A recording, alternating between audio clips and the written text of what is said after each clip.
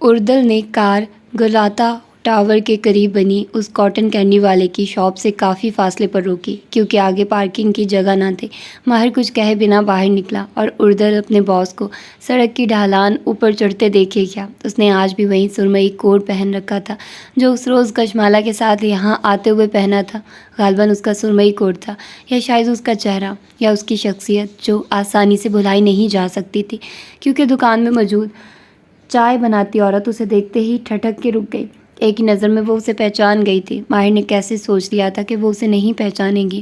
یہ وہ خود تھا جو اس دن قدرے بٹے ہوئے ذہن کے ساتھ بیٹھا تھا کیونکہ بیربل کی شادی والا معاملہ کھل رہا تھا۔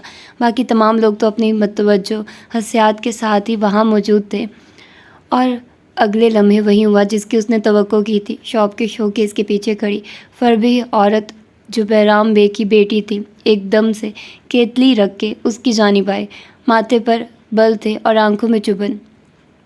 کیا چاہیے آپ کو؟ ماہر اس وقت تک شاپ کے دہانے پر پہنچ چکا تھا۔ درمیان میں 2 سٹیپس تھے اور اوپر شاپ۔ وہ اونچائی پر کھڑی تھی اس لیے اس کا قد ماہر سے اونچا لگ رہا تھا۔ مجھے بہرام بے سے بات کرنی ہے۔ وہ سنجیدہ تھا، کوئی تمہید نہیں، کوئی تعارف نہیں۔ وہ یہاں نہیں ہے۔ الفاظ ابھی اس کے منہ میں ہی تھے کہ پیچھے کسی ڈرٹی کچن سے فربیہ سا بہرام افندی نکلتا دکھائی دیا۔ عورت نے چہرہ نہیں موڑا۔ آہٹ پہ سمجھ گئی کہ جھوٹ پکڑا گیا ہے، بس آنکھیں بند کر کے گہری سانس لی اور پھر سینے پر بازو لپیٹ کے ماہر کو انہی تند نگاہوں سے دیکھے گئی۔ ماہر نے سر کو خم سے ان کو سلام کیا۔ فربیہ آدمی قدم قدم چلتا اپنی بیٹی کے برابر آن کھڑا ہوا، ایک نظر ماہر کو دیکھا اور جیسے فوراً ہی پہچان گیا۔ خوشگوار مسکراہٹ سے اسے اندر آنے کا اشارہ کیا۔ ماہر اس آدمی پر سے نگاہیں ہٹائے بغیر اندر آیا، کرسی کھینچی، ٹانگ پر ٹانگ جما کے دیکھا۔ اس دوران نظر مسلسل ان پہ جمی تھی جو بار بار اپنی بیٹی کو دیکھتا تھا۔ میں اس آدمی کے بارے میں پوچھنے آیا ہوں جس کو آپ نے مالا کے بچے کے ساتھ دیکھا تھا۔ وہ دونوں اب لوہے کی کرسیوں پر اس کے سامنے بیٹھے تھے۔ کرسی سخت اور غیر آرام دہ تھی اور ان دونوں کے تاثرات اس سے بھی کہیں زیادہ غیر آرام دہ تھے۔ میں بوڑھا ہو رہا ہوں، مجھے کچھ یاد نہیں اور وہ پرانی بات ہو چکی ہے، کہتے ہوئے بہرام بے نے چہرہ موڑ کے اپنی بیٹی کو دیکھا، پھر واپس ماہر کو۔ بیٹی اسی طرح ماہر کو گھورے جا رہی تھی۔ کم از کم مجھے وہی بات دوبارہ بتا دیجیے جو آپ نے اس روز کشمالا کو بتائی تھی۔ آدمی نے خشک لبوں پر زبان پھیری، تھوک نکلا۔ مجھے کچھ یاد نہیں، شاید میں نے کچھ نہیں دیکھا تھا، شاید وہ میرے ذہن کی اختراع تھی۔ لیکن آپ نے، بابا نے کہا نا، انہوں نے کچھ نہیں دیکھا، انہوں نے کچھ یاد نہیں۔ کیا آپ کے لیے یہ کافی نہیں ہے؟ اب آپ ہمارا پیچھا چھوڑ سکتے ہیں؟ محترمہ، میں چاہتا ہوں کہ آپ کے باپ سے بات کروں اور اس دوران آپ خاموش رہیے۔ کیا آپ اتنا کر سکتی ہیں؟ میرے بابا نے جو بھی کہا اٹینشن لینے کے لیے کہا، اب وہ اس پہ شرمندہ ہے۔ ساتھ ہی باپ کو گھورا جس نے نگاہیں جھکا دی اور واپس ماہر کو دیکھا، اور وہ حلفیہ یہ بات کہہ سکتا ہے کہ انہوں نے اس روز کچھ نہیں دیکھا تھا۔ ماہر غور سے بہرام بے کو دیکھ رہا تھا۔ وہ بار بار نگاہیں جھکاتے، پھر ڈرتے ڈرتے اپنی بیٹی کو دیکھتے، پھر ماہر کو۔ آنکھوں میں بے چارگی تھی، بے بسی۔ آپ نے کہا تھا کہ آخری دفعہ جب آپ نے اس آدمی کو دیکھا، سنہرے بالوں والے دراز قد لڑکے کو، تو اس نے آپ کو دیکھ کر کوئی اشارہ کیا تھا جس سے آپ کو یوں لگا جیسے اس نے آپ پہ کوئی جادو کیا۔ کیا آپ کو یقین ہے کہ اس نے ایسا کچھ کیا تھا؟ ماہر کی آواز میں بے تابی در آئی۔ میں صرف اتنا جاننا چاہتا ہوں کہ کیا وہ لڑکا کسی کے اوپر آنکھوں ہی آنکھوں میں چٹکی بجا کے جادو کر سکتا ہے یا نہیں؟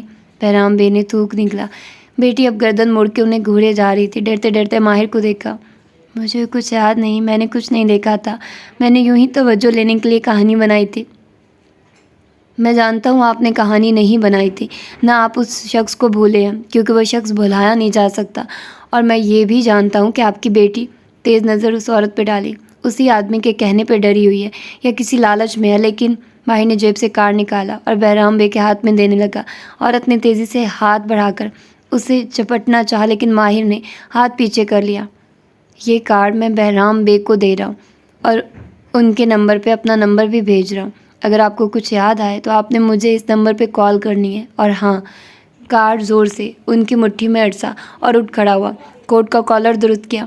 میں آپ لوگوں کا پیچھا تب تک نہیں چھوڑوں گا جب تک مجھے مکمل سچ معلوم نہیں ہو جاتا۔ اب کہ عورت نے کارڈ چپٹنے کی کوشش نہیں کی، وہ جانتا تھا کہ اس کے جانے کے بعد وہ ایسا ہی کرے گی، اور وہ یہی چاہتا تھا۔ بہرام بے اس کو سچ نہیں بتائے گا، کیونکہ وہ اپنے حصے کا سچ پہلے ہی بول چکا تھا۔ البتہ وہ عورت شاید کسی مقام پہ اسے سچ بتا دے، کیونکہ وہی تھی جس کو یقیناً عالیہ نے اپروچ کر کے اتنا ڈرا دھمکا دیا تھا کہ وہ اپنے باپ کو سچ بولنے نہیں دے رہی تھی۔ وہ اسے کارڈ دیتا تو وہ نہ رکھتی، البتہ باپ کی نگاہوں سے کارڈ اوجھل کرنے کے لیے وہ اسے کہیں چھپا کے رکھے گی۔ وہ واپس کار میں بیٹھا تو اس کا موڈ کافی حد تک خراب تھا۔ بدر کا پاسپورٹ 1 ہفتے میں آ جائے گا، میں نے فیروزی نہیں پستہ کہا تھا۔ کہاں چلے سر؟ اردل نے ڈرتے ڈرتے پوچھا۔ کہاں جائیں گے؟ ظاہر ہے آفس چلنا ہے، وہ جواب میں اتنی برہمی سے بولا کہ اردل نے جلدی سے سٹارٹ انجن کا بٹن دبایا۔ یہ کبھی کبھی ہوتا تھا کہ ماہر فرید اتنے خراب موڈ میں دکھائی دیتا۔ عام طور پہ اس کی سنجیدہ ایٹیٹیوڈ کو آفس میں کوئی خاطر میں نہیں لاتا تھا۔ اس کے دائیں بائیں لوگ سرگوشیوں میں اسے سائیکوپیتھ ود ڈالرز بھی کہہ دیتے اور ماہر بے کو پرواہ ہی نہ ہوتی، لیکن کبھی کبھی اس کے چہرے کی رنگت دیکھ کے سب سہم جاتے، ایسے کہ کسی کو سامنے آنے کی ہمت نہ ہوتی۔ اردل جانتا تھا کہ آج وہی دن ہے، اسی لیے کار کو سڑک پر ڈالتے ہوئے اس نے دوسرے ہاتھ سے شبنم کو ریڈ الرٹ کا میسج کر دیا۔ اس طرف رش ہے کیا میں؟ اردل نے تھوک نکلا اور بیک ویو مرر میں اسے دیکھا۔ جہانگیر سے چلا جاؤں؟ ڈرائیو کرو اردل، جہاں سے بھی کرو۔ وہ باہر دیکھتے ہوئے ٹائی ڈھیلی کرتا بیزار ہوا تھا۔ اردل نے جلدی سے سر ہلایا اور اپنے بھرے بھرے ہاتھوں کو سختی سے اسٹیئرنگ پر جما لیا، کیونکہ اس مقام پہ اس کے ہاتھ کپ کپانے لگے تھے۔ کار کتنے منٹ رہائشی کالونیوں کے اندر سے بہتر راستہ ڈھونڈتے ہوئے کیف کی عمارت کی طرف بڑھتی گئی۔ جہانگیر ایک خوبصورت علاقہ تھا، ریزیڈینشل، پرسکون۔ اردل کسی شارٹ کٹ کے چکر میں ایک اسٹریٹ سے گزرا جہاں مختلف رنگوں کے سنگل سٹوری گھر بنے تھے، جن کے چھوٹے باغیچوں کے باہر سفید پکٹ فینس لگی تھی۔ اسٹریٹ کے تہانے تک آتے ہوئے گوگل میپ نے اردل کو بتانا چاہا کہ وہ غلط راستے سے جا رہا ہے۔ اردل نے کار کی رفتار سست کر دی اور فون پر جھکا میپ کو زوم آؤٹ کر کے درست راستہ دیکھنے لگا۔ ماہر کھڑکی کے باہر دیکھ رہا تھا۔ کار کے پہیے سست ہو گئے۔ اس سے پہلے کہ وہ چڑ کے اردل سے کچھ کہتا، نگاہ وہیں ٹھہر گئی۔ گلی کے دہانے کا گھر اس کے سامنے تھا۔ سفید باڑ 3 اطراف میں لگی تھی، ایک باغیچہ جس کو کونے میں بوگن ویلیا کا ایک درخت تھا، جامنی پھولوں والا درخت جس نے جھک کے باغیچے کے کونے پر سایہ کر رکھا تھا۔ گھر کی عمارت لکڑی کی تھی، دیوار گیر سفید کھڑکیاں، بہت سے سبز گملے۔ اردل جلدی جلدی میپ میں راستہ درست لگائے فون سیٹ کرنے لگا۔ ڈرتے ڈرتے بیک ویو مرر میں ماہر کو دیکھا، جانتا تھا کہ ابھی اسے ڈانٹ پڑے گی، لیکن خلاف توقع ماہر فرید کہیں اور گم تھا۔ کونی کھڑکی پر جمائے مٹھی لبوں پر رکھے اس کی آنکھیں باہر لگی تھی۔ اردل نے کار آگے بڑھا دی، لیکن وہ دیکھ سکتا تھا کہ ماہر گردن ترچھی کیے اس گھر کو پیچھے جاتے دیکھ رہا تھا۔ بدر کا پاسپورٹ 1 ہفتے میں آ جائے گا، مجھے واپس جانا تھا، یہی طے ہوا تھا۔ کار کیف کی عمارت میں داخل ہوئی تو آج وہ ماہر کو پہلے سے کہیں زیادہ سرمئی لگی، جیسے اس کے سارے رنگ ہی فنا ہو چکے ہوں، جیسے بلد کی ان پراسرار عمارتوں نے سارے شہر کے رنگ چوس لیے ہوں۔ ریسیپشن کے قریب سے گزرتے ہوئے وہ رکا، کونے میں رکھے گملے میں سجے پودوں کو دیکھا۔ کیا اس کو کوئی پانی نہیں دیتا؟ ریسیپشنسٹ جو ڈیسک کے پیچھے اونچے سٹول پر بیٹھی تھی گڑبڑا کے کھڑی ہوئی۔ اس سے پہلے کہ ہاں یا نہ کرتی وہ آگے بڑھ گیا۔ جس وقت وہ مرکزی ہال میں داخل ہوا، وہاں کام کرتے ہر شخص کا سر کچھ زیادہ ہی اپنے کام پہ جھک گیا۔ شبنم بالکل دم سادے الرٹ سی کھڑی ہو گئی۔ اسے اردل کا پیغام مل چکا تھا اور وہ اسے کیف کے تمام اندرونی واٹس ایپ گروپس میں پھیلا چکی تھی۔ وہ شبنم کو دیکھے بغیر آفس کی طرف بڑھ گیا، البتہ اس کے ماتھے کی تیوریاں وہ دیکھ سکتی تھی۔ ٹیبلٹ اٹھائے بے اختیار اس کے پیچھے چلی آئی۔ چائے لاؤں سر؟ کیا مجھے روز بتانا پڑے گا کہ مجھے اس ٹائم چائے چاہیے ہوتی ہے؟ وہ کوٹ اتارتے ہوئے اپنی میز کی طرف جا رہا تھا۔ نہیں نہیں نہیں، میں لاتی ہوں، بولتے قدموں مڑ گئی۔ جب تک وہ بھاپ اڑاتی کڑک چائے کی پیالی لیے آفس میں داخل ہوئی، ماہر اپنی کرسی پر بیٹھا تھا، ٹائی ڈھیلی کیے، آستین اونچے چڑھائے۔ وہ ٹیشو کو میز کے شیشے سے لگا کے دیکھ رہا تھا۔ شبنم نے پیالی میز پر رکھی تو ماہر نے نگاہیں اٹھائی۔ میرے آفس کی صفائی کس کی ذمہ داری ہے شبنم؟ شبنم نے ٹیشو پیپر کو دیکھا جس پر لگی گرد ایسے ہی نادیدہ تھی جیسے ماہر بے کے خراب موڈ کی وجہ، لیکن پھر بھی نگاہیں جھکا دی۔ میں ابھی دوبارہ صفائی کروا دیتی ہوں، یعنی میں کام نہ کروں اور کلینزرز اپنا کام دوسری دفعہ کریں؟ نہیں نہیں سر، آپ میٹنگ کے لیے جائیں گے تو میں کروا دوں گی۔ کون سی میٹنگ؟ شبنم ایک لمحے کے لیے گڑبڑا گئی۔ وہ بگڑے بگڑے تاثرات سے پوچھ رہا تھا۔ کیا اس نے آج اپنا کیلنڈر نہیں دیکھا تھا؟ یہ تمام میٹنگز آج کے لیے لائن اپ ہے۔ اس نے ٹیبلٹ کی روشن اسکرین سامنے کی۔ ماہر نے ایک نظر اس کو دیکھا اور سر ہلا دیا۔ اس کا موڈ جتنا خراب ہو، وہ میٹنگز بنا کسی وجہ کے کینسل نہیں کر سکتا تھا۔ ہاتھ سے اسے جانے کا اشارہ کیا تو وہ جلدی سے وہاں سے پلٹ گئی۔ ماہر نے ٹائی مزید ڈھیلی کی، کمپیوٹر اسکرین آن کی، پھر جھک کے تیسرا دراز کھولا، سگار باکس کو ایک نظر دیکھا اور دراز واپس اتنی زور سے بند کیا کہ ٹھک کی آواز آئی۔ بے اختیار کن پٹی مسلی اور چائے کا گھونٹ بھرا۔ بدمزہ تھی وہ، شدید بدمزہ۔ ماہر نے بیزاری سے اسے پرے کر دیا۔ پتھر کا پاسپورٹ 1 ہفتے میں آ جائے گا۔ میں نے فیروزی نہیں پستہ کہا تھا، مجھے واپس جانا تھا، یہیں طے ہوا تھا۔ دستک ہوئی اور دروازہ کھلا تو ماہر نے اکتایا ہوا چہرہ اٹھایا۔ چوکھٹ میں عمار کھڑا دکھائی دے رہا تھا اور اس کے پیچھے بکھلائی ہوئی سی شبنم جو شاید اسے اندر جانے سے روک رہی تھی۔ آ جاؤ یار، اس نے بیزاری سے ہاتھ سے اشارہ کیا۔ عمار شبنم کو ناسمجھی سے گھورتا اندر چلا آیا اور دروازہ بند کر دیا۔ ماہر نے کی بورڈ پرے دھکیلا۔ اب ہو گئے تھے اس کے سارے کام۔ ٹیک لگائی اور اسی ناپسندیدگی سے عمار کو دیکھا۔ کیا ایمرجنسی تھی؟ بہت ضبط سے پوچھا۔ نہیں سوری سر، ایمرجنسی نہیں تھی، لیکن عمار سامنے بیٹھتے ہوئے قدرے خفیف ہوا۔ ایک بات آپ کے علم میں لانی تھی۔ دراصل اس کے تلخ تاثرات دیکھ کے عمار جلدی بتانے لگا۔ مالک صاحب نے مجھے ایک کام کہا تھا اور میں آپ کے علم میں لائے بغیر وہ کرنا نہیں چاہتا۔ سسپینس مت کریٹ کرو، جلدی بولو، مجھے بہت سے کام کرنے ہیں۔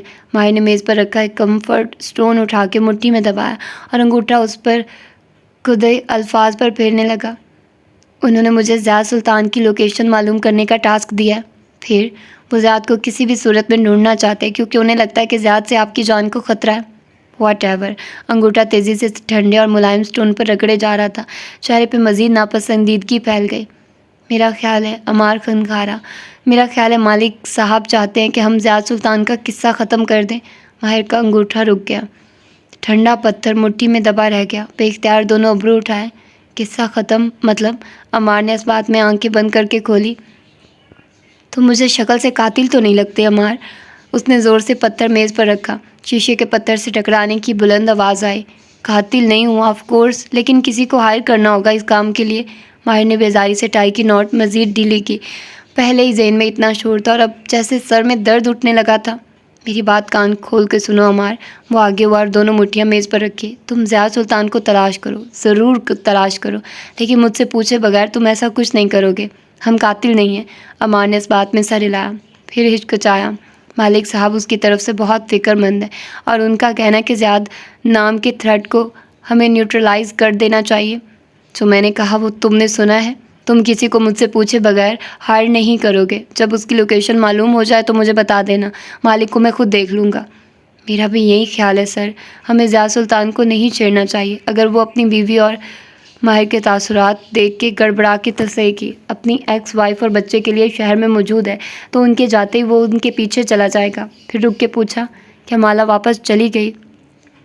کچھ تھا جو ماہر کے سینے میں زور سے ڈوب کے ابھرا، دل تھا یا کوئی امید، وہ اندازہ نہ کر سکا۔ البتہ تاثرات مزید کڑوے ہو گئے۔ ایسے کیسے جا سکتی ہے؟ پاسپورٹ چاہیے اس کو۔ پاسپورٹ آئے گا تو جائے گی نا۔ عمار کے ابرو تشویش سے اکٹھے ہوئے۔ مالا کا پاسپورٹ بھی گم ہو گیا؟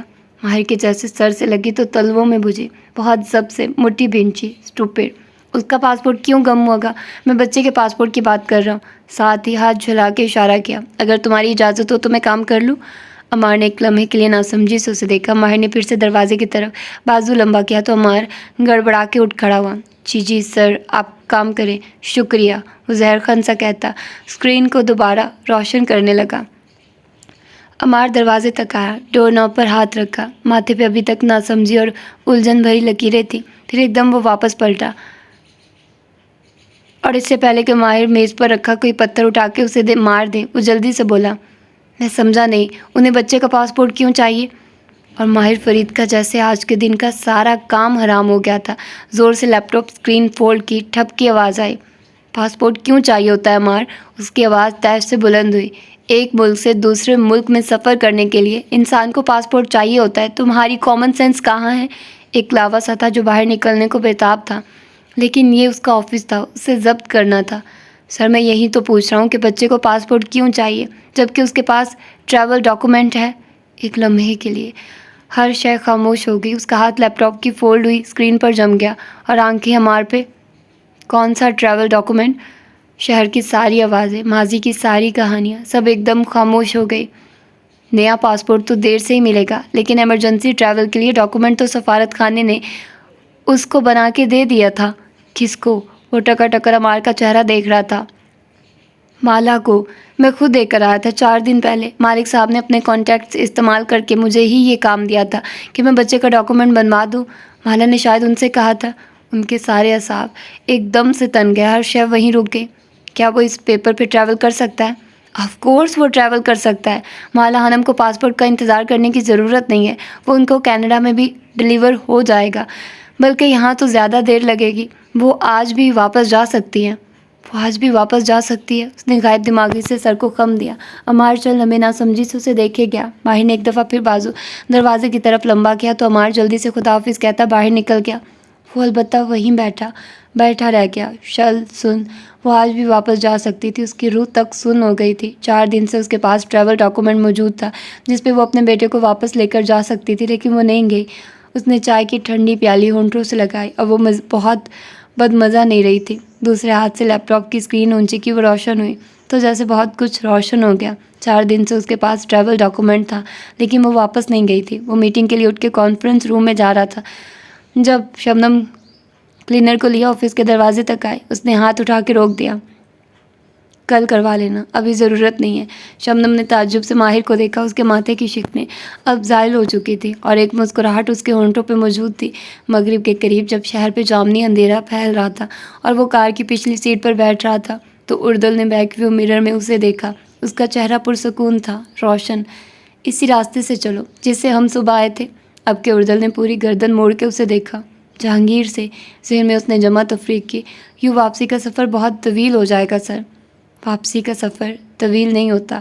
جب کار اسی کالونی میں پہنچی تو اردل نے خواہ رفتار سست کر دی۔ ساتھ ہی وہ گاہے بگاہے بیک ویو مرر میں ماہر کو دیکھ رہا تھا۔ وہ پوری توجہ سے اس گھر پہ آنکھیں جمائے ہوئے تھا جس کے جامنی پھول دم توڑتی شام میں بھی دمک رہے تھے۔ صبح اس گھر کو دیکھتے اس کی نگاہوں میں وہ نہیں تھا جو اس وقت موجود تھا۔ اردل نے رفتار بڑھا دی۔ اتنے سال سے وہ ماہر فرید کا ڈرائیور تھا، جانتا تھا کہ واپسی کے سفر میں جہانگیر سے گزرنا اس گھر کے لیے ضروری تھا۔ کیوں ضروری تھا یہ وہ نہیں جانتا تھا، نہ اسے جاننے کی اجازت تھی۔ ہسپتال کے اس ذہن سے سن روم میں آتی سورج کی روشنی دم توڑ چکی تھی اور رات اپنے پر پھیلا چکی تھی۔ شیشے کی دیوار مریضوں کے ہال اور سن روم میں بیٹھے لوگوں کے درمیان حائل تھی۔ اس میں زارینہ فرید کو اپنا عکس اپنے باپ کے عکس میں خلط ملط ہوتا دکھائی دے رہا تھا۔ وہ کین کے کاؤچ پر بیٹھی ٹانگ پر ٹانگ جمائے لیونگ بوٹ والا پیر مسلسل چلا رہی تھی۔ شیشے کی دیوار کے پار عبدالمالک فرید بستر پر تکیوں کے سہارے نیم دراز موبائل استعمال کرتے ہوئے دکھائی دیتے تھے۔ ان کے کان کے قریب کھڑا عمار کچھ کہہ رہا تھا جس کے جواب میں وہ ناخوشی سے غالباً اس کو ڈپٹ رہے تھے۔ ہال کی بتیاں مدھم تھی، اسی لیے زارا کا عکس شیشے کی دیوار پہ زیادہ گہرا تھا۔ لیدر کوٹ کی جیب میں تھرتھراہٹ ہونے لگی تو زارا کا پیر رک گیا۔ ہاتھ ڈال کے موبائل نکالا گیا۔ بلاک نمبر کالنگ کو دیکھ کے چہرے پر استزائیہ مسکراہٹ بکھری۔ میرا شکریہ ادا کرنے کے لیے کال کر رہے ہو؟ اس کے انداز میں عجیب سا نڈر پن تھا، بغاوت ہو جیسے۔ جواب میں عالیان دھیرے سے ہنس دیا۔ کس چیز کا شکریہ؟ اگر اس روز میں تمہیں کال کر کے نہ بتاتی کہ میں نے ماہر کو تمہاری اور اپنی ملاقات کی جگہوں کے بارے میں بتا دیا اور وہ یقیناً پولیس لے کر آئے گا، تو تم کیسے اپنا اصل لیپ ٹاپ اور فون چھپا کر پولیس کے لیے تیار ہوتے؟ میں پولیس کے لیے ہمیشہ تیار رہتا ہوں، البتہ تم نے جو کیا وہ خود کو بچانے کے لیے کیا۔ خیر پھر بھی تھینک یو مادام۔ وہ جیسے محظوظ ہو رہا تھا۔ میں تمہاری ساری بدتمیزی اور بلیک میلنگ بھلا کر دوبارہ تمہارے ساتھ کام کرنے کے لیے تیار ہوں، عالیان نے جواب میں ہلکا سا کہکا لگایا۔ زارا ڈیئر، ماہر نے بچہ بازیاب کروا لیا اس لڑکی کے لیے، وہ اس کو نہیں چھوڑے گا، بھول جاؤ اس کو۔ نہیں بھولوں گی، اب یہ میری ضد ہے، مجھے مالا کو اس کی زندگی سے نکالنا ہے۔ مجھے اس سب سے دور رکھو، میں ماہر سے مزید کوئی معاملہ خراب نہیں کرنا چاہتا۔ ڈر گئے ہو تم مجھ سے؟ زارا کی مسکراہٹ گہری ہوئی۔ ڈرا نہیں ہوں، امید رکھ رہا ہوں تمہارے مقابلے میں وہ بہتر کلائنٹ ثابت ہو سکتا ہے۔ جواب میں زارا زور سے ہنسی۔ ہنسنے سے چہرے پہ کہیں بھی کوئی لکیر نہیں پڑتی تھی۔ ماہر کبھی تمہارا کلائنٹ نہیں بنے گا، وہ ایسے دروازوں پہ نہیں جاتا۔ تجسس انسان سے کیا کچھ کروا سکتا ہے زارا ڈیئر۔ زارا کی مسکراہٹ مدھم ہوئی۔ وہ اپنے عکس کو دیکھتی آنکھیں سوچنے والے انداز میں چھوٹی ہوئی۔ یعنی تم میری مدد نہیں کرو گے؟ جو شخص تمہاری مدد کر سکتا ہے وہ میں نہیں ہوں۔ زارا بے اختیار چونکی۔ اور کون ہے؟ ماہر اور مالا کے ایک ہونے سے کس کو سب سے زیادہ فرق پڑتا ہے؟ سارینہ چند لمحے ناسمجھی سے ذہن میں جمع تفریق کرتی رہی، پھر ایک دم سے چونکی۔ سیاہ سلطان۔ دوسری جانب خاموشی چھائے رہی۔ زارا کے دل کی دھڑکن بھی ترتیب ہوئی۔ میں زیاد کو کیسے ڈھونڈ سکتی ہوں؟ وہ میرا دشمن ہے، اس نے میری ماں کو مارا تھا، اس کے لیے میں تمہارا ساتھ نہیں دوں گا۔ پھر مجھے اس کے بارے میں بتا کیوں رہے ہو؟ کیونکہ مجھے دنیا میں کیوز پسند ہے، چھوٹی موٹی شرارت۔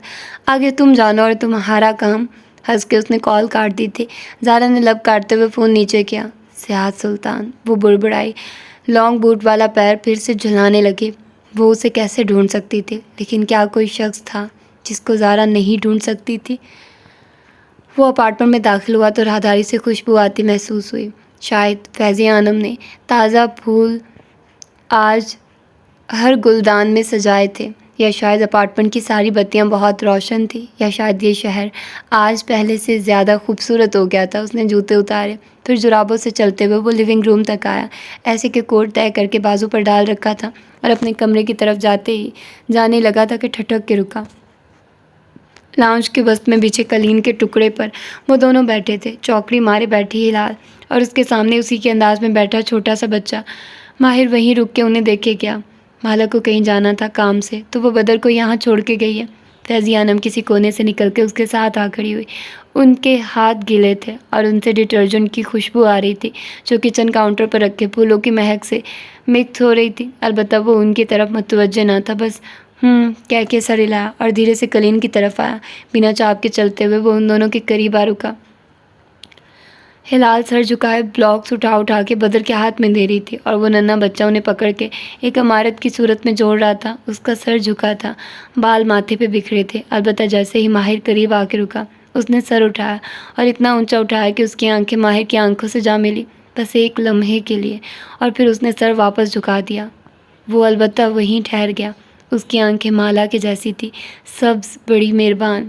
ایک مہم سی مسکراہٹ اس کے ہونٹوں پر ابھری۔ وہ آڑ نہیں تھا، رکاوٹ نہیں تھا، وہ کوئی ایسی چٹان نہیں تھا کہ جس کے پیچھے مالا کو ماہر فرید نہ دکھائی دیتا۔ اس لمحے اس کے جھکے سر کو دیکھتے ماہر فرید کو احساس ہوا کہ وہ مالا سے الگ نہیں تھا، وہ اس کا حصہ تھا جس کے بغیر وہ ادھوری تھی۔ کیا کھیل رہے ہو تم لوگ؟ ہلال نے سر اٹھایا، البتہ اس کی آنکھیں سامنے کہیں دیکھ رہی تھی۔ بدر کو یہ پسند ہے، بلاکس۔ اس نے مسکرا کر سر ہلا دیا، پھر صوفے کے کنارے پر بیٹھا، بھاری کوٹ ساتھ رکھا، آگے کو جھک کے بغور ہلال کو دیکھا۔ کیا تم دوبارہ لائبریری گئی؟ ہلال دھیرے سے چونکی، پھر گہری سانس لی، نفی میں سر ہلایا اور چہرہ واپس بلاکس پہ جھکا دیا۔ وہ ابھی تک غور سے اس کو دیکھ رہا تھا۔ ہلال کا چہرہ پڑھنا اس کے لیے بہت مشکل تھا۔ تم نے مجھے کیوں نہیں بتایا ہلال کہ وہ لائبریری آتا ہے؟ ہلال نے دھیرے سے شانے اچکائے۔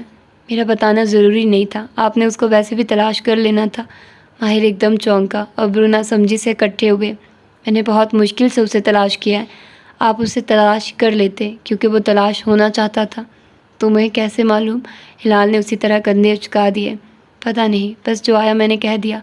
ماہر نے گہری سانس کے سرس بات میں لایا۔ اس چیز کی کوئی وضاحت نہ تھی۔ ہلال کو جو باتیں آتی تھی وہ کہہ دیتی تھی، ان کا مطلب جانے بغیر۔ وہ کوٹ اٹھا کے کھڑا ہونے لگا جب وہ چہرہ جھکائے بولی، آپ غلط نہیں تھے، اس نے وہیں کہا تھا جو آپ نے سنا تھا۔ ماہر کے قدم وہیں منجمد ہو گئے، گردن کے بال تک کھڑے ہو گئے۔ یعنی اس نے فیروزی کہا تھا؟ میں نے غلط نہیں سنا تھا۔ ہلال نے ایک دفعہ پھر کندھے اچکائے جیسے قدرے بیزار ہو۔ مجھے نہیں معلوم، اور واپس بلاکس اٹھانے لگی۔ وہ چند لمحے ان دونوں کے جھکے سروں کو دیکھتا رہا۔ سینے میں عجیب سی کھلبل ہو رہی تھی۔ بہت دن بعد کسی نے اس کی تصدیق کی تھی، وہ غلط نہیں تھا، اس نے غلط نہیں سنا تھا۔ ایک پہیلی تھی جو حل نہیں ہو رہی تھی۔ وہ سیڑھیوں کے اوپر چڑھتا جا رہا تھا جب ایک دم رک گیا۔ سیڑھیوں کے دہانے پر بیربل کھڑا تھا، پہلوؤں پر ہاتھ رکھ کے دبے دبے غصے سے اسے گھورتا ہوا۔ ماہر نے سر سے پیر تک اسے دیکھا۔ تمہیں کیا ہوا؟ 2586 اس کا پاسورڈ نہیں ہے، بیربل دبا دبا سا گھرایا۔ ماہر کے چہرے پر مسکراہٹ بکھر گئی۔ جانتا ہوں، مجھے اس کا پاسورڈ کیسے معلوم ہو سکتا تھا؟ بیربل چند لمحے کے لیے صدمے سے کچھ بول نہ سکا۔ پھر تم نے مجھے غلط پاسورڈ کیوں بتایا؟ تاکہ یہ دیکھ سکوں کہ تم اپنی بیوی کا فون کھولنے کی جرت کرتے ہو یا نہیں۔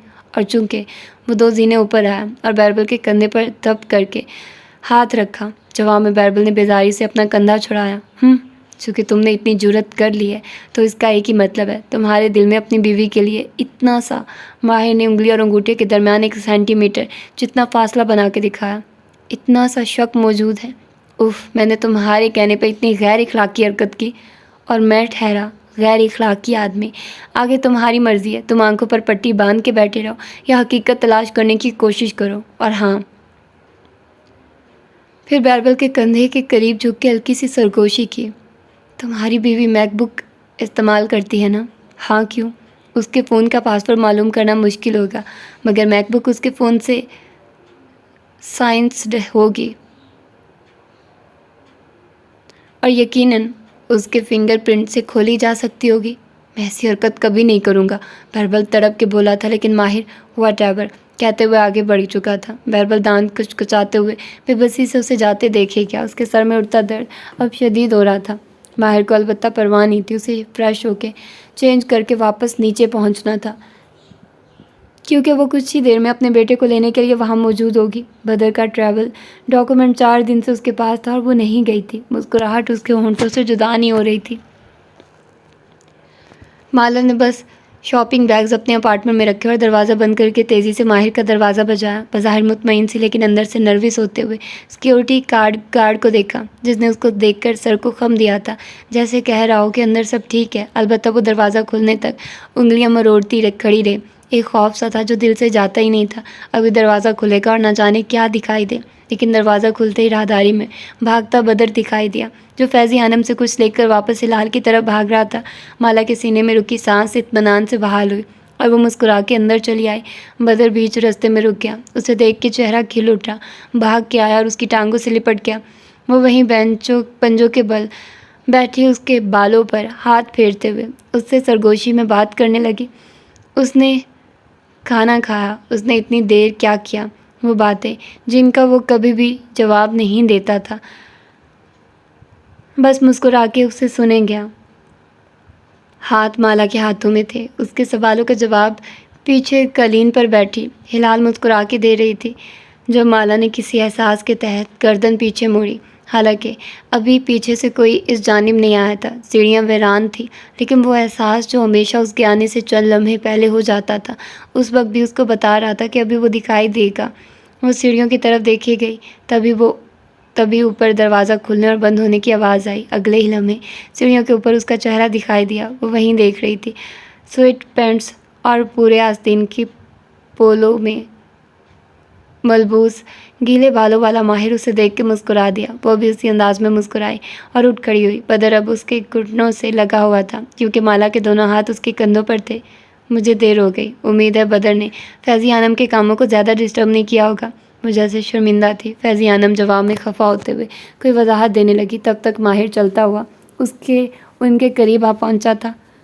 بدر کا پاسپورٹ آ گیا؟ مالا اس سوال پر چونکی۔ بے اختیار اس کا چہرہ دیکھا، اس کا انداز سرسری تھا اور وہ مالا کو نہیں دیکھ رہا تھا بلکہ بدر کی طرف متوجہ تھا۔ چہرے پر مسکراہٹ برقرار تھی۔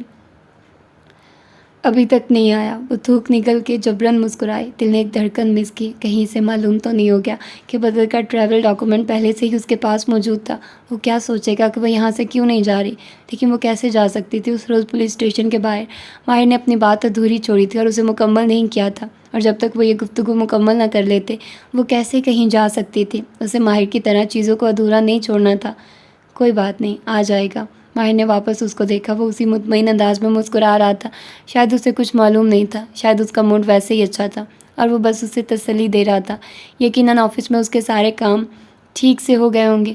مالا بدر کو لیے باہر آئی تو وہ انہیں سی آف کرنے ساتھ آیا تھا۔ وہ اپنے اپارٹمنٹ کا دروازہ کھول رہی تھی اور وہ ساتھ کھڑا تھا، تب اچانک سے وہ بولا، اس روز میں نے تم سے کچھ پوچھا تھا۔ کوٹ پنچ کرتی ہوئی مالا کی انگلیاں ٹھہر گئی۔ دل نے پھر سے ایک دھڑکن مس کی، بے اختیار چہرہ اٹھا کر اسے دیکھا، پھر دونوں دروازوں پہ کھڑے پہرے داروں کو۔ وہ بیچ راہداری کے ان کی موجودگی میں ایسا سوال کیسے پوچھ سکتا تھا؟ کیا بات؟ فیلڈ ٹرپ کے بارے میں؟ مالا کو چند لمحے کے لیے سمجھ میں نہ آیا کہ وہ کیا کہہ رہا ہے، پھر جیسے یاد آیا، ہاں سوری، مجھے بھول گیا تھا، تم نے کہیں جانا تھا؟ ماہر نے اس بات میں سر ہلایا۔ وہ دروازہ کھول چکی تھی اور بدر تیزی سے اندر جانے لگا تھا، جب سیکیورٹی گارڈ نے بے اختیار دروازے میں ہاتھ دے کر انہیں روکا۔ مالا نے بدر کو نرمی سے کونی سے تھاما۔ اس نے سر اٹھا کے ماں کو دیکھا تو اس نے نفی میں سر ہلایا۔ اسی اثنا میں گارڈ اندر چلا گیا۔ اس نے پہلے اپارٹمنٹ کو چیک کرنا تھا۔ میں نے بتایا تھا نا، میں نے اغوا جانا ہے ایک آرٹ پیس خریدنے کے لیے، مگر وہ عورت مجھے اتنی آسانی سے وہ آرٹ پیس دے گی نہیں۔ میں چاہ رہا تھا کہ تم میرے ساتھ چلو، شاید تم اس کو کنونس کر سکو۔ گارڈ واپس باہر آیا اور اس بات میں سر ہلایا۔ آل کلیئر۔ مالا نے بدر کو اندر جانے دیا۔ وہ دونوں چند قدم چل کر اندر راہداری تک آئے، یہاں تک کہ لاؤنج کا منظر دکھائی دیتا تھا۔ کب جانا ہے؟ پرسوں صبح۔ مالا نے گہری سانس لے کر اس بات میں سر ہلایا۔ اوکے، میں آ جاؤں گی، لیکن ایک بے بسی بھری نظر بدر پہ ڈالی۔ وہ ٹھیک رہے گا، میری اپارٹمنٹ میں کیمراز ہیں، تم مسلسل اس کو دیکھتی رہو گی، پولیس باہر موجود ہے اور گارڈز ہر وقت اندر ہوں گے۔ ویسے بھی آلیان دوبارہ یہ حرکت نہیں کرے گا۔ مالا پھیکا سا مسکرا دی۔ اس بات میں سر ہلایا۔ اوکے۔ اس شخص کے اس پہ اتنے احسان تھے کہ اگر اس کے لیے اسے کسی کو راضی کرنا تھا ایک آرٹ پیس دینے کے لیے، تو اسے ایسا کرنے میں کوئی تعامل نہیں ہونا چاہیے تھا۔ ماہر اس کو شب بخیر کہہ کے پلٹ رہا تھا جب چونک کے رکا۔ آنکھیں بے اختیار چھوٹی ہو گئی۔ مالا نے محسوس کیا کہ وہ اس کے کندھے کے پیچھے کچھ دیکھ رہا تھا۔ مالا نے اس کی نگاہوں کے تعاقب میں دیکھا۔ ماہر کی نظریں کچن کاؤنٹر پہ جمی تھی، جہاں دوپہر کے چند برتن رکھے تھے جن کو وہ جلدی میں دھو نہیں سکی تھی۔ کیا وہ اس کے سلیقے اور صفائی کو جج کر رہا تھا؟ وہ خفیف سی ہو کے کچن کی طرف آئی، مگر ماہر ابھی تک وہیں دیکھ رہا تھا۔ یہ زرد رنگ کا چمچ، یہ؟ وہ حیران ہوئی، پھر آگے آئی اور پیالے میں سے ایک نرم سلیکون کا چمچ اٹھا کے دکھایا۔ یہ بدر کا چمچ ہے، وہ اس سے دہی وغیرہ کھاتا ہے۔ کیوں، کیا ہوا؟ ماہر کے تاثرات ایسے تھے جیسے چونک گیا ہو۔ اس فروزی عمارت میں بھی ایسا ہی ایک چمچ تھا، سبز رنگ کا، جبکہ اس عمارت میں کوئی بچہ نہیں تھا۔ ماہر، مالا نے گہری سانس لے کے چمچ واپس رکھا۔ بدر واپس پہنچ چکا ہے اور تم خود کہتے ہو کہ وہ دوبارہ اس کو اغوا کرنے والی حرکت نہیں کریں گے، اس لیے تمہیں اب اس معاملے کو چھوڑ دینا چاہیے۔ عالیہ نے فروزی عمارت کہی تھی یا پستہ، اس سے کیا فرق پڑتا ہے؟ ماہر بدقت مسکرایا اور سر ہلا دیا۔ اس کو شب بخیر کہہ کے وہ باہر نکلا اور راہداری سے اندر جانے کے بجائے لفٹ کی طرف آ گیا۔ اس کی انگلیاں تیزی سے موبائل پہ بٹن دبا رہی تھی۔ چنگیز، تمہیں اس فروزی عمارت والے اپارٹمنٹ کو چیک کرنا ہوگا۔ یہ شریف انسانوں کے آرام کا وقت ہوتا ہے ماہر بے۔ چنگیز کی بیزار سی آواز سنائی دی، لیکن اسے کوئی فرق نہیں پڑا تھا۔ میں آج اس گھر گیا تھا، وہاں ایک سلیکون کا سبز چمچ تھا جو عموماً بچے استعمال کرتے ہیں، جبکہ اس گھر میں کوئی بچہ نہیں تھا۔ تمہیں تمہارا مطلوبہ بچہ مل چکا ہے یار، اور وہ اغوا کار جادوگر تم سے اتنا خوفزدہ ہے کہ دوبارہ یہ حرکت نہیں کرے گا۔ پھر اب اس معاملے کے پیچھے پڑنے کا فائدہ؟ ایک دفعہ اس گھر کے چیک کرو، کچھ ہے وہاں پہ۔ عالیہ نے جان بوجھ کے پہلے اس کا نام لیا تھا، شاید ان میاں بیوی کا علیان سے کوئی تعلق ہے، اس نے بچہ پہلے انہی کے پاس رکھوایا ہوگا۔ ایک دفعہ چیک کرو۔ جواب میں چنگیز ناگواری سے کچھ کہہ رہا تھا، لیکن ماہر کال کاٹ چکا تھا۔ وہ چند لمحے کھڑا سوچتا رہا، پھر موبائل اسکرین روشن کیا اور فون بک کھولی۔ وہ نمبر اس نے کارڈ سے اپنے فون میں اسی روز منتقل کر لیا تھا، وہ نمبر جس پہ وہ ابھی تک کال نہیں کر سکا تھا، لیکن اب اسے کرنی چاہیے تھی، اب وقت آ گیا تھا۔ وائی ماہر بے جانتا تھا آپ کال ضرور کریں گے۔ عالیان صدان نے دوسری ہی گھنٹی پہ فون اٹھا لیا۔ اس کی آواز میں چہک سی تھی۔ میں تم سے ملنا چاہتا ہوں، کب اور کہاں؟ میں جانتا ہوں، انتظام کر رکھا ہے، اسی لائبریری میں جہاں سے آپ نے مجھے گرفتار کروایا تھا، کل شام 7 بجے، مگر اکیلے آئیے گا۔ وہ جیسے تیار تھا۔ اگلا دن ڈھل گیا اور رات اتر آئی، جو کہ کل ایک ورکنگ ڈے ہونا تھا، اس لیے اس اپارٹمنٹ بلڈنگ کی گہما گہمی بڑھتی رات کے ساتھ مانند پڑ رہی تھی، جیسے تمام کام کرنے والے افراد اپنے اپنے کمروں میں جا چکے ہوں، بچوں کو زبردستی سلایا جا چکا ہو، کچن صاف کر کے بتیاں گل کر دی گئی ہوں۔ ایسے میں فرید لار کے سیاہ سفید لیونگ روم کی مدھم بتیاں جلی تھی اور لمبے صوفے پر کمبل ٹانگوں پر ڈالے بیربل فرید سیدھا لیٹا تھا، بازوؤں کا تکیہ سر کے نیچے بنائے وہ چھت کو دیکھ رہا تھا۔ میز پر رکھا موبائل بار بار سوشل نوٹیفیکیشنز کے باعث زو زو کرتا۔ وہ بیزاری سے ایک نظر ڈالتا اور واپس چھت کو دیکھنے لگتا۔ سوزین کا بھی کل ورک ڈے تھا اور وہ بھی سونے جا چکی تھی۔ گھر خاموش تھا۔ ایسے میں دروازہ کھلنے کی آواز آئی تو بیربل چونکا، گردن اونچی کر کے دیکھا، ایک خوف سا لاحق ہوا۔ سوزی ابھی تیزی سے دھپ دھپ کرتی باہر آئے گی اور اس کے سر پہ کھڑے ہو کر کسی چیز کی شکایت کرنے لگے گی، مگر وہ سوزی نہیں تھی، وہ ماہر تھا جو اپنے کمرے سے باہر آ رہا تھا۔ تم سوئے نہیں؟ ماہر زینے اترتا نیچے آیا، اسے دیکھ کے ٹھٹک کے رکا۔ بیربل نے آنکھیں چھوٹی کر کے سر سے پیر تک اسے دیکھا۔ وہ لمبا بھورا کوٹ پہنے، گردن کے گرد مفلر لپیٹے جیسے تیار تھا۔ تم اس وقت کہاں جا رہے ہو؟ بیربل نے کلائی پر بندھی گھڑی دیکھی۔ وہ وقت نہیں، تاریخ دیکھ رہا تھا۔ کیا کل واقعی ورکنگ ڈے تھا؟ ایک کام ہے جو دن کی روشنی میں نہیں ہو سکتا تھا۔ سو جاؤ۔ ایک گہری نظر اس پہ ڈالتا، ماہر باہر کی جانے بڑھ گیا۔ بہربل واپس اسی پوزیشن میں لیٹ گیا۔ قدموں کی چاپ دور چلی گئی اور پھر دروازہ بند ہونے کی آواز آئی۔ فرید لار میں اب پھر سے سناٹا تھا۔ ایسے میں بہربل فرید بنا چاپ کے اٹھا اور اسی خاموشی سے اپنے کمرے کے اندر آیا۔ سوزی بیڈ پہ لیٹی آنکھوں پر بازو رکھے ہوئے تھی۔ وہ سوتے وقت ہونٹوں پر ٹیپ لگاتی تھی۔ بہربل اس کے سرہانے کھڑا چل ہمیں اسے دیکھے گیا۔ سائڈ ٹیبل پر رکھی نیند کی گولیوں کی ڈبی بھی دیکھی۔ اس شہر میں سوزین جیسی عورتیں اور مرد جن کا لائف سٹائل ہائی فنکشننگ تھا، نیند لانے اور انگزائٹی بھگانے کی گولیوں کو معمول میں لیتے تھے۔ پانی کا گلاس آدھا خالی تھا، یعنی اس نے نیند کی گولی لے رکھی تھی اور اب وہ سکون سے سوئے گی۔ صبح اس نے بھی کام پہ جانا تھا۔ کیا وہ واقعی لا فرم بنا رہی تھی یا وہ پیسے کہیں اور جا رہے تھے؟ بہربل کاؤچ پر بیٹھ گیا، دونوں مٹھیاں لبوں پہ جمائے۔ وہ خاموشی سے سوتی ہوئی سوزی کو دیکھے گیا، پھر ایک نظر الماری کو دیکھا جس میں وہ لیپ ٹاپ بیگ رکھتی تھی۔ واپس سوزی کو دیکھا، اس کا دایاں ہاتھ بے پرواہی سے آنکھوں پر رکھا تھا، ایسے کہ انگوٹھے کی لکیروں کا پرنٹ صاف دکھائی دے رہا تھا۔ بہربل بے چینی سے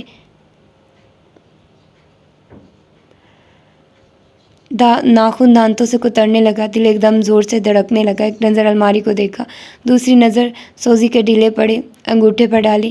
ماؤتھ ٹیپنگ کے باوجود سوزی کے سانس کی آواز ہلکے ہلکے خراٹوں کی صورت میں ابھر رہی تھی۔ وہ گہری نیند میں تھی۔ بہربل فرید نے بہت سا تھوک نکلا اور اٹھ کھڑا ہوا۔ اس کے ہاتھوں میں معمولی سی لرزش تھی۔ لائبریری اس وقت بند ہو چکی تھی۔ جب ماہر وہاں پہنچا اس کو پہلے سے اندازہ تھا کہ اس وقت لائبریری کھلی نہیں ہوگی، لیکن وہ جانتا تھا کہ عالیان کے پاس کوئی پلان بھی ہوگا۔ اس کا شک درست نکلا، کیونکہ جیسے وہ داخلی دروازے تک آیا، ایک ستون کے پیچھے سے کوئی نکل کے اس کے سامنے آیا۔ وہ چونک کے اس جانب گھوما۔ وہ ایک کم عمر لڑکا تھا جس نے ایک ہاتھ میں نیلی آنکھ والے چند سووینئرز پکڑ رکھے تھے جنہیں شاید وہ بیچ رہا تھا، اور دوسرے ہاتھ میں ایک پرچی تھی۔ خاموشی سے ماہر کو دیکھتے ہوئے پرچی اس کی ہتھیلی میں ٹھونسی اور آگے بڑھ گیا۔ ماہر نے مڑی تڑی پرچی کھولی، اس کے اوپر ایک پتہ درج تھا۔ وہ تلخی سے مسکرایا، سانس دھوئیں کی صورت خارج ہوا۔ وہ لائبریری سے چند بلاکس دور فاسفورس کے پانی کے قریب ایک فش ریسٹورانٹ کا پتہ تھا۔ اسے گاڑی میں بیٹھنے کی ضرورت نہ تھی، بس چند منٹ کی واک سے ہی وہ یہاں پہنچ گیا تھا۔ عالیان اسے دور سے ہی دکھائی دے دیا۔ ساحل پہ لکڑی کی میزیں اور بینچ رکھے تھے۔ اس سے ملتی جلتی جگہ پر ایک دفعہ اس نے اور مالا نے سرخ ہمارا سے واپسی پہ کھانا کھایا تھا، جو ایک میشیلین سٹار ریسٹورنٹ سے کہیں بہتر تھا۔ آج کے کھانے کے بارے میں وہ ایسا کچھ نہیں کہہ سکتا تھا۔ ایسے ایک بینچ پہ عالیان بیٹھا تھا، اوور سائز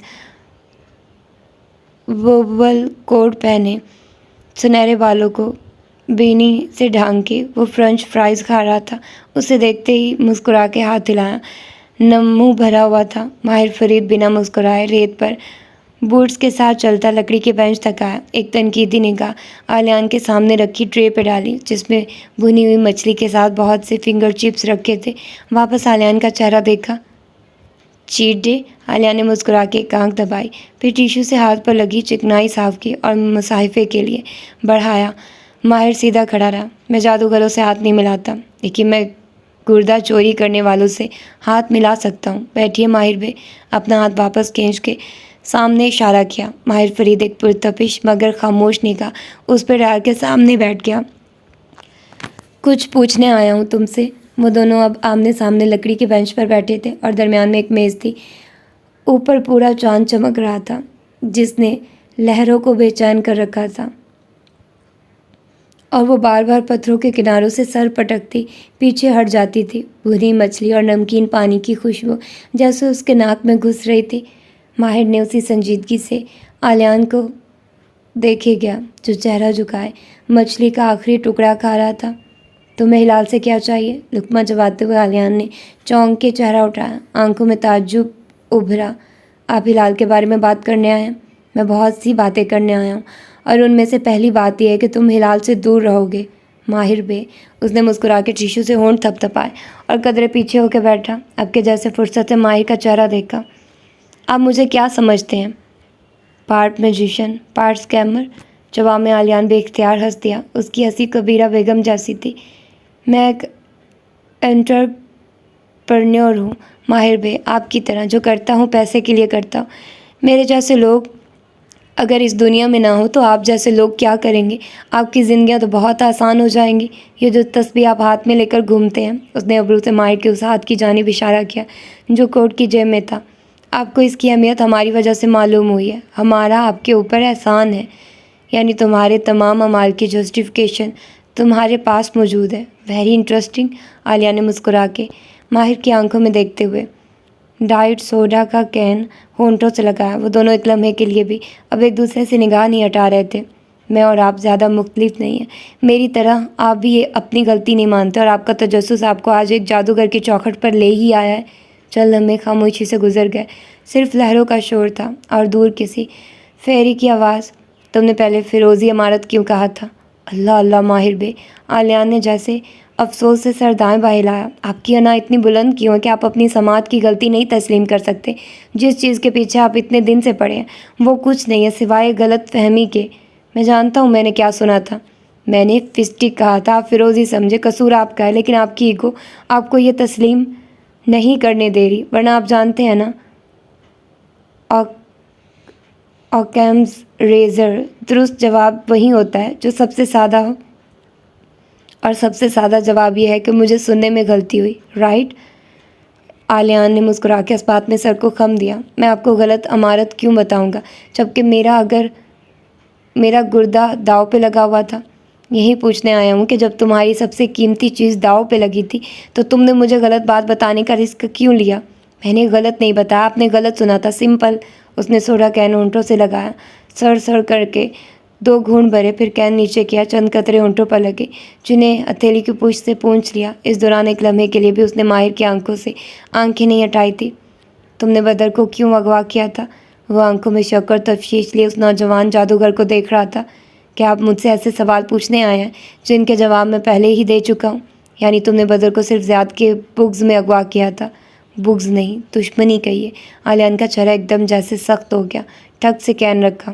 ضیاء سلطان نے میری ماں کو مارا تھا، وہ عورت جس نے مجھے نہیں چھوڑا جب ساری دنیا نے عالیہ پہ گیو اپ کر دیا۔ تمہاری اصل ماں نے تمہارے اوپر کبھی بھی گیو اپ نہیں کیا تھا۔ جواب میں عالیہ نے منہ میں کچھ بڑبڑا کے سر جھٹک دیا۔ بدر کو اغوا کر کے تمہیں کیا ملا؟ زیاد کا کیا بگڑا؟ کہا نا مجھے دنیا میں تھوڑا سا کیوز، تھوڑی سی شرارت پسند ہے۔ میں صرف زیاد کو پریشان کرنا چاہتا تھا، بچے کو نقصان پہنچانا میرا مقصد نہیں تھا۔ اور مالا کی تکلیف؟ عالیہ کے ہونٹوں پر معنی خیز مسکراہٹ ابھری۔ اس تکلیف کا احساس کرنے کے لیے بہت سے لوگ پہلے ہی موجود ہیں۔ ماہر فرید نے گہری سانس لی۔ سمندر کی نمی اور بھنی مچھلی کی خوشبو اندر اترتی گئی۔ اس نے دونوں ہاتھ جیبوں سے نکال کے میز پر رکھے اور عالیہ کی آنکھوں میں دیکھتے ہوئے ٹھہر کے بولا، اگر تم نے دوبارہ اس بچے کو نقصان پہنچانے کی کوشش کی تو اس دفعہ میں تمہاری جان بھی لے لوں گا۔ لیکن آپ تو کہتے ہیں کہ آپ قاتل نہیں ہیں۔ ماہر ایک دم چونکا۔ عالیہ انہیں چمکتی مسکراتی آنکھوں سے اسے دیکھ رہا تھا۔ ماہر کے دل میں کچھ ڈوب کے ابھرا، کیا اس کے جاسوس سب کچھ سن رہے تھے؟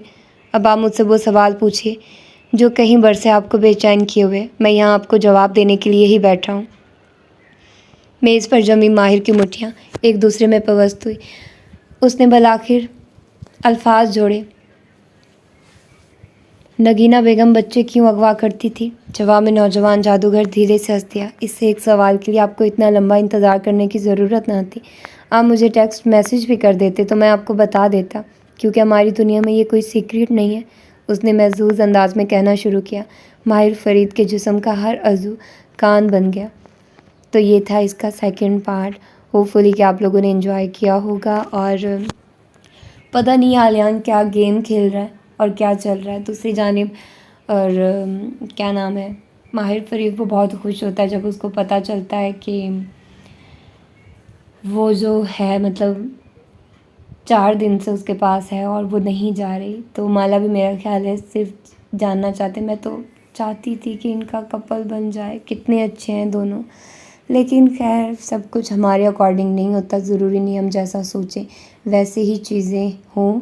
اور باقی یہ کہ ناول مزے کا ہے، ختم ہو رہا ہے، اور بس ایسے ہی ہوتا ہے۔ یہ آخری ایپیسوڈ کا سیکنڈ پارٹ تھا، اب اس کی 3rd ایپیسوڈ دیکھتے ہیں اس میں کیا ہوتا ہے۔ اپنا ڈھیر سارا خیال رکھیے گا، مجھے دعاؤں میں یاد رکھیے گا۔ اللہ حافظ۔